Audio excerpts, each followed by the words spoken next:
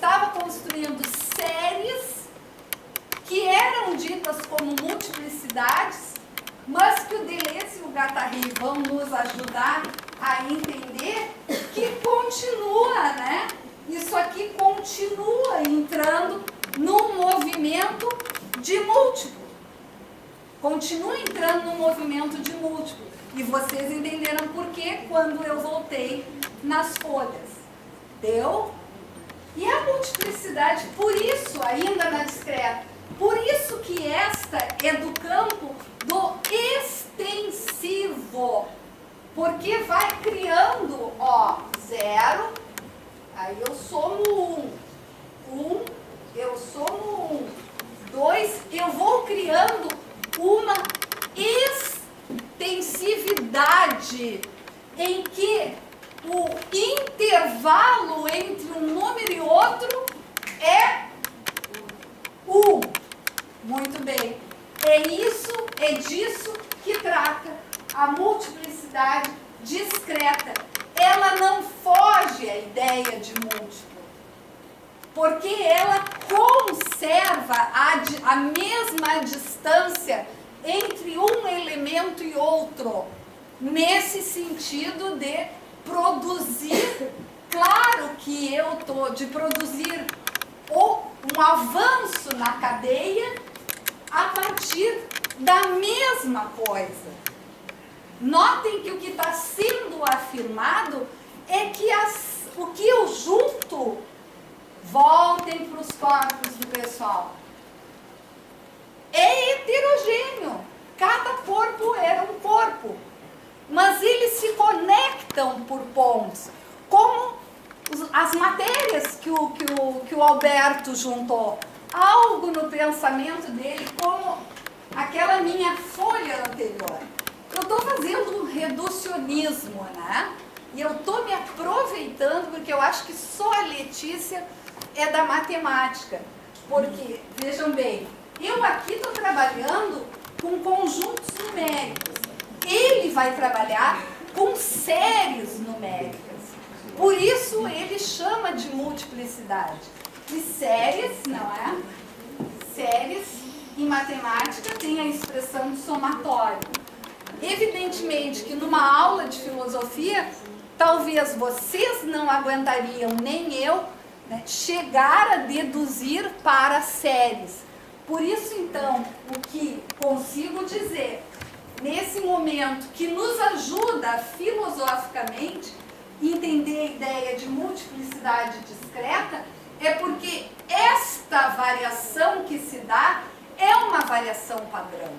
Essa variação, ela se dá no acréscimo do mesmo intervalo, usando a mesma essência. É o suficiente? Sim. Para finalizar, então, a multiplicidade contínua.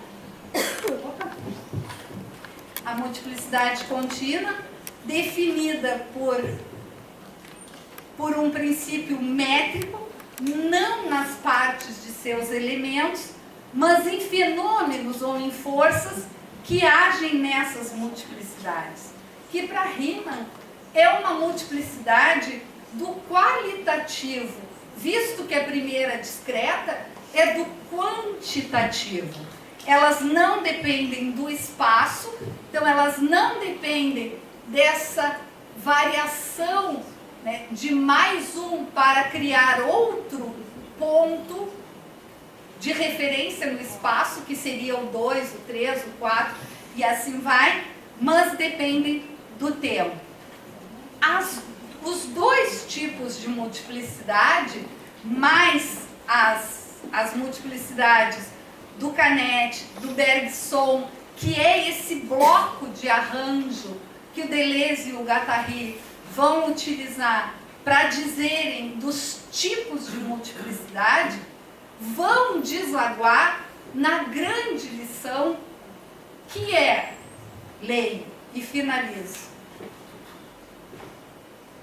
a distinção, isto é, dizer de vários tipos de multiplicidade, não é absolutamente dizer se algo é exterior ou interior, extensivo ou intensivo, sempre relativos e cambiantes, intervertíveis.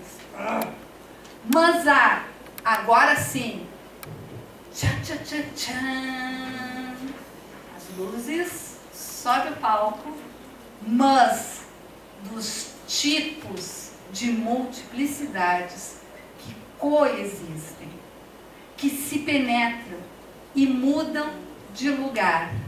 E ele vai dizer então que não é da ordem de uma melhor, outra pior, não é da ordem de negar isso não me serve, aquilo eu não entendo, mas é da ordem daquilo que o nosso pensamento captura dos signos emitidos de uma dada exterioridade. Obrigada, valeu!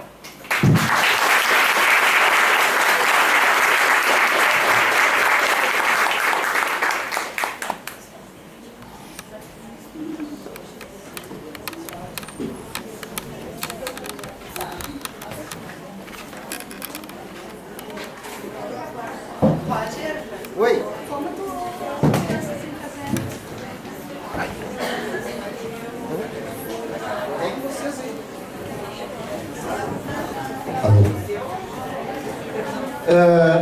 Está aberto para questões, discussões, perguntas.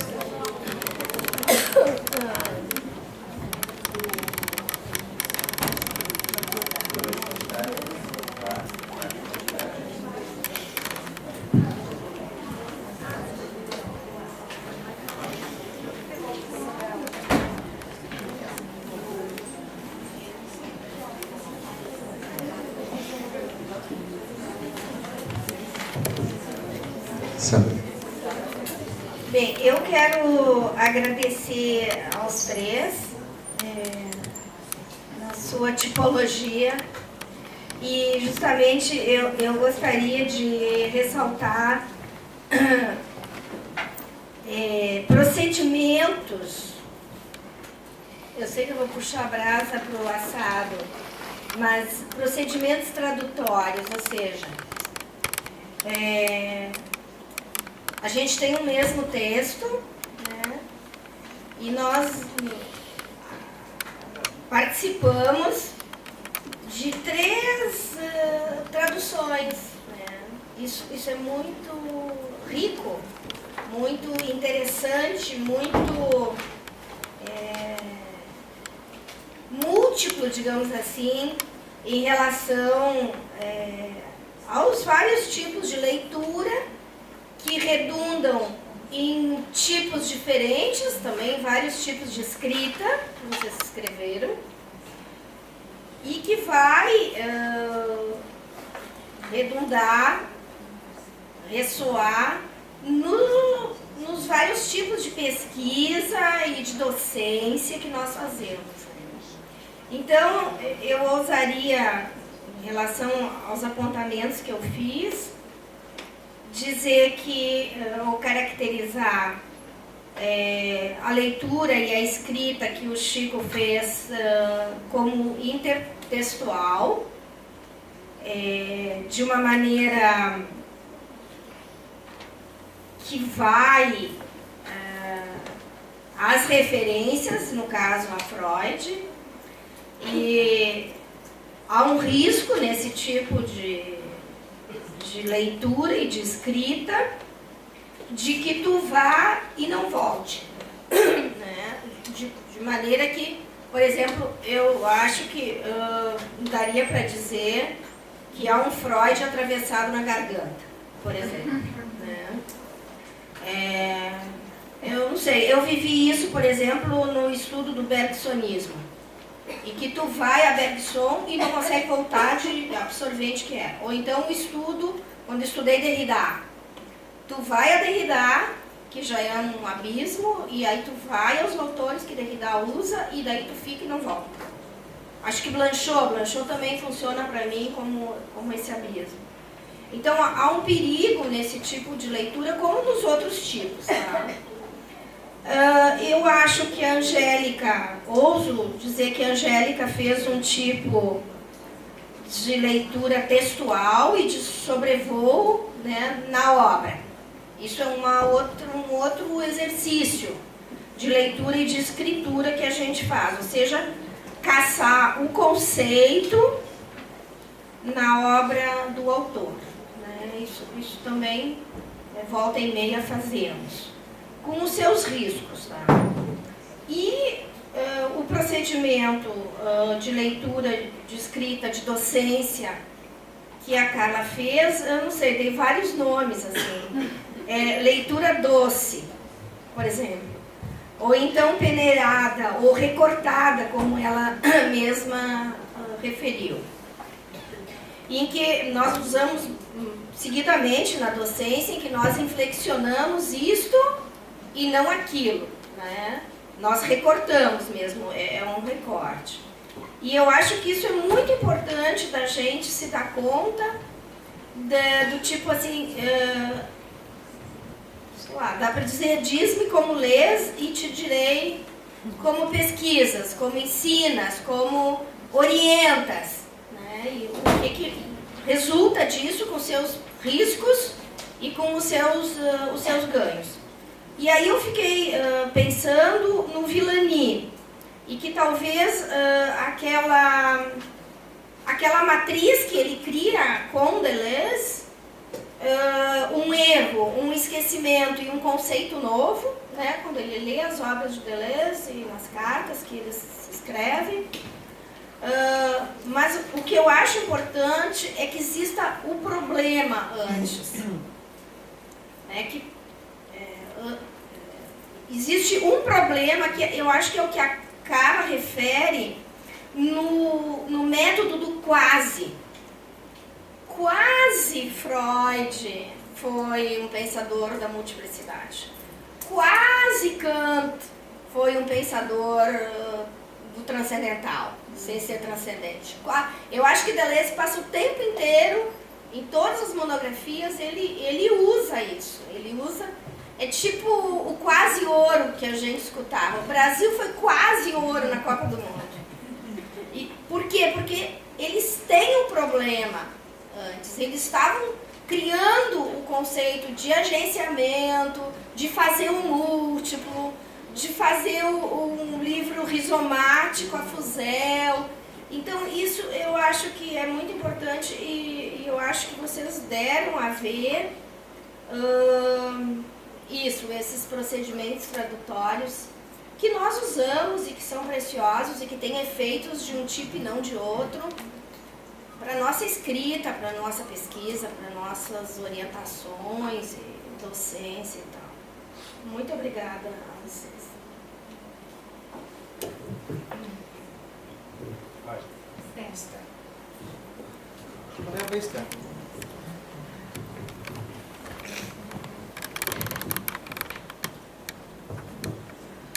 Foi um presente de cada um de vocês, muito obrigada.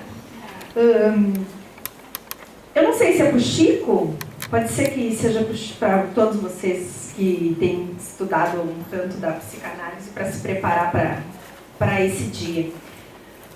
No final, eles vão falar que, eles dizem, né, a guerra vai chegar, os lobos tornar-se-ão bolcheviques, o homem permanece sufocado por tudo que ele tinha a dizer. E aí eles finalizam com a frase da zoologia. E o Chico começa falando que jovens têm amor pelos animais e pela natureza e Freud ignora isso. Para a gente continuar assim, porque eu acho que vocês deram um tanto de ênfase para aquilo que Freud disse, né? O que vocês dizem disso? Considerando que era uma época de guerra, então isso é interessante, ele escreve em 14, estoura a guerra e só publica depois. Então, tem essa situação histórica mundial que o Freud ignora, e isso estava no Antiédipo, que eles consideram que o inconsciente ele delira, mas delira a história, né, e o mundo. Ignora, tem esse elemento de um outro sonho, né, que chegam, que tem um monte de lobo e pode ser os bolcheviques e tem toda essa virada. E aí esse elemento que o Freud ignora da relação dessa criança com a zoologia. Se desse para vocês falarem um pouco mais sobre esses elementos que aí é a matilha funcionando e a lógica da esquizoanálise pensando a multiplicidade para fazer essa elaboração, e não é uma interpretação, não sei se não é uma interpretação também.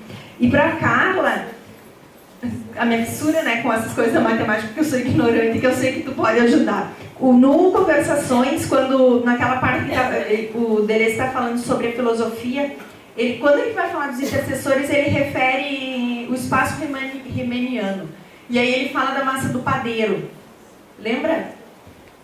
Sim. Se desse para tu explorar um pouco mais dessa lógica das multiplicidades, e se tem a ver a massa o exemplo dele da massa do padeiro com essa lógica das multiplicidades. Obrigada.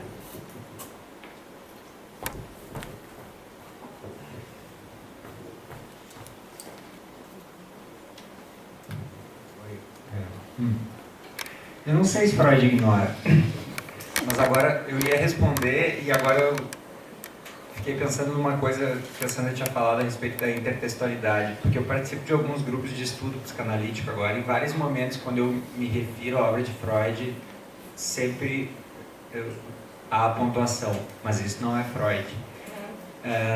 Então esse retorno a Freud é um retorno totalmente contaminado da minha parte também, né? Então eu já leio Freud com Deleuze, né? Então muitas vezes eu acho que eu forço Freud a dizer o que ele não disse. E nesses espaços tem a pontuação. Mas eu acho que é essa lógica intertextual mesmo, da tradução, como a Sandra falou. Eu estava pensando, a genialidade do Freud, eu acho que a crítica a esse texto não é a interpretação em si do sonho, mas sim de Édipo, né?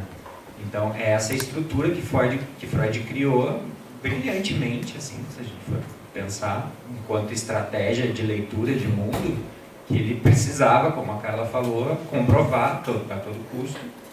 E a partir daí ele consegue encaixar. Eu fiquei pensando, são 4 anos de análise, né? Freud utiliza o último ano, porque ele diz que só nesse último ano surgiu material significativo. Mas isso é um filtro que Freud faz também, claro, sabe? É que ele conseguiu inventar só no 4 Ele anos. precisou daquele... Exato, aquele sonho... e aí ele cria, porque ele fez um contrato com o paciente, né? Tipo, a coisa não está funcionando, a gente vai estipular um término. Então daqui a 1 ano isso se encerra. E isso é estudado como um procedimento de análise, enfim, Freud diz que foi necessário para vencer algumas resistências, etc. Mas me parece evidente que muita coisa se passou entre esse 0 e entre esse 1 aí, que Freud não pôde pegar, né? Não pôde, não conseguiu, não quis, sei lá o que. Ele precisava comprovar a estrutura edipiana ali. E agora eu não lembro se é em Freud ou se é em Deleuze e Guattari que está essa ideia da falência como uma possibilidade de desvinculação da herança paterna também. Porque essa questão que vem com a revolução ali, a criança perde, ele fica falido, digamos assim. E isso vai ser interpretado como um elemento a mais para a cura também, porque de um certo modo ele se desvincula. É que ele era filho de aristocratas. De aristocratas e que ele perde a fortuna. Falido acho que de perda do falo, em termos de castração. Também, né? Sim, então. Tá, mas é isso, mas Sim, mas é da aristocracia que com a Revolução Russa os caras perdem, né? Então, e claro, há de um certo modo uma animalidade aí os também. bolcheviques chegaram, né? Para Deleuze e Guattari se trata de um devir lobo. Agora, como a gente interpreta essa questão do devir lobo, para mim o que me incomoda um pouco em Deleuze e Guattari é essa questão do fracasso do devir. Os exemplos, por exemplo, são sempre exemplos um tanto quanto suicidas, assim. Os próprios exemplos que eles usam de devir animal no Platô 10 não acabam bem. Então isso é algo que dá para pensar também, assim. Eu não sei, claro que está se tratando de devir nos movimentos de criação também. Mas Não sei, tá? Sim, mas o destino de todo o devir é ser estratificado. É. Essa é a questão. Hein? É que o devir é tomado como processo de subjetivação. Então, assim, por exemplo, quando ele grita, me ajuda, o que o Deleuze Guattari fala, porque eu tô com medo do lobo, eu tô sentindo que essa animalidade me convocando. De nenhuma maneira eu tô com medo de ser castrado, sabe? É uma outra relação. Daí eu acho que essa relação com a natureza, né? Acho que a natureza aqui também, eu acho que é um pouco essa coisa... Tá, e quando tu traz a carta dele, Freud está morto e eu continuo na mesma situação que eu estava quando eu fiz a análise. Continua vindo dos meus poros esses buracos. É que o cara, ele ficou cada vez mais ferrado, né? Essa que é a questão, porque o que acontece realmente? Ele se torna uma cobaia, porque imaginem isso, tem um paciente de Freud dando sopa, então eu vou querer comprovar algumas coisas, eu vou querer comprovar que Freud estava errado, e ele fica passando A mídia do século XXI ia adorar. Imagina uma coisa dessas. Tanto que existe essa ideia de que ele queria fugir da Europa para vir para a América e ele não foi. Foi proibido, efetivamente, porque para muitos era um fracasso ambulante, porque Freud declarou ele curado em 1914. Então há toda essa questão aí também.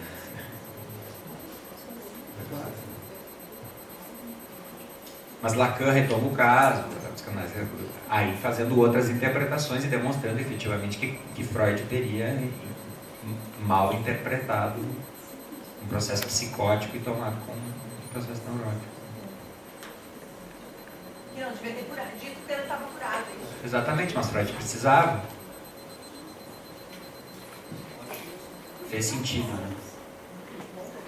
Mas claro, tem vários elementos aí, né?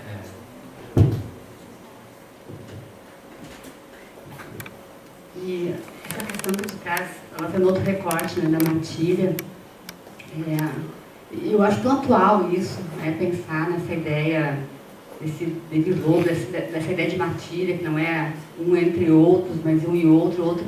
Eu acho que dá para fazer uma associação muito grande com a questão do contato com a frustração também, né? Não está centrado no corpo, mas a partir de um, a partir do corpo, para outro, né? Então, eu acho que essa atualidade, por exemplo, de pensar nesse texto, sabe? Nessa ideia da matilha mesmo, dessa potência do lobo, né? Eu acho que é super atual, exatamente nesse tempo, né, em que as coisas estão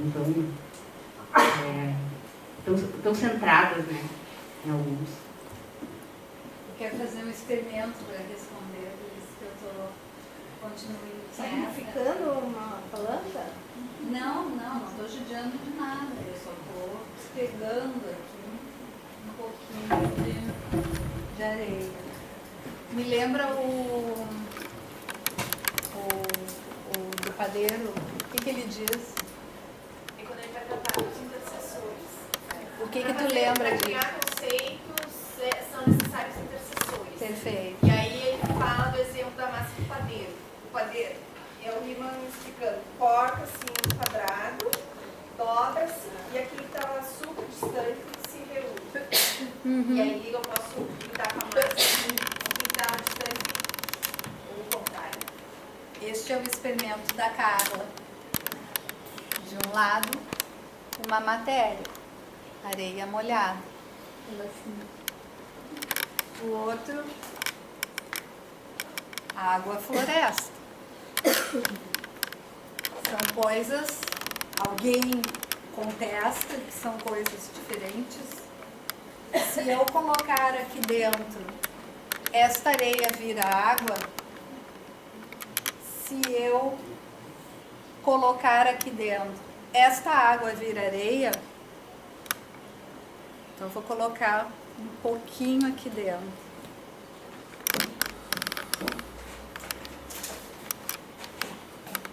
Então, olha lá a coisa do padeiro dela, né? supondo que espichem a massa, por enquanto que eu misturo aqui, para ver se a areia vira água ou se a água vira areia. Barman. Nessa massa de pão que vocês estão espichando, prendam um papelzinho. Quando vocês espicharem, coloquem um papelzinho ou uma marquinha, uma miçanga, e voltem a sovar, né? Quando vocês abrirem de novo, ela está em outro lugar, aquela miçanga. Ela não fica no mesmo lugar. Eu juntei duas matérias. Eu não consigo ter na junção, claro que se tivesse menos granulado, né?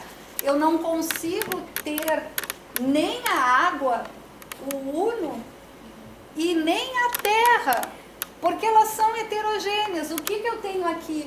Uma outra coisa, meleca, vamos dizer assim. Eu acabei de fazer uma meleca no chão, na mão, na roupa, dentro da garrafa. Parece que é disso que o Deleuze também está tentando falar quando ele dá o exemplo do padeiro, né? Quando eu marco um ponto naquele território da massa e sovo e misturo, isso dá uma outra coisa. Essa marca vai parar num outro ponto. Quando eu junto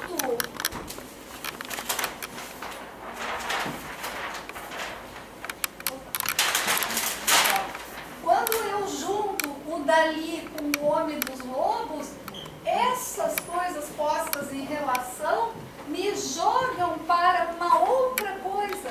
Então, esse pensamento caminha, né, com heterogêneos, como na massa de pão, né, é uma outra coisa que a mistura vai derivar em termos de posição da marca que eu fiz, em termos de mistura da areia, e a areia estava molhada e eu misturei com mais água.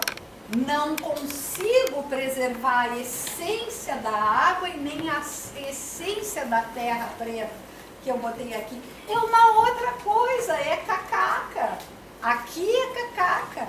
Mas lá, quando eu tenho, né, acho que o Alberto nos mostra isso de uma maneira muito, muito bacana da gente ver. Ele vai ali reunindo, né, várias matérias com imagem, né, posso dizer assim, me ajuda que às vezes a terminologia específica da área, e produz uma outra coisa, né, mas algo estava ali, algo estava presente ali, naquilo que ele foi reunindo, que era a ideia de rizoma, né, a tentativa de fazer funcionar a ideia de rizoma. É isso. Satisfeita, Esther? Nunca? Tá bem? Ótimo. Obrigada. Eu acho que o Freud não dá conta, voltando para a questão anterior, né? Ele não dá conta, o projeto dele, vamos pensar lá, né, na psicologia das massas, né, Chico? Ali ele olha para o social, né, acometido de todos os atravessamentos da guerra, da perseguição aos judeus. Gente, se entrarem na tua casa, amiga, e destruírem a tua biblioteca, o teu computador, pegarem e botarem embaixo do braço todos os teus cadernos de apontamento, como será que vai ser o nosso dia seguinte?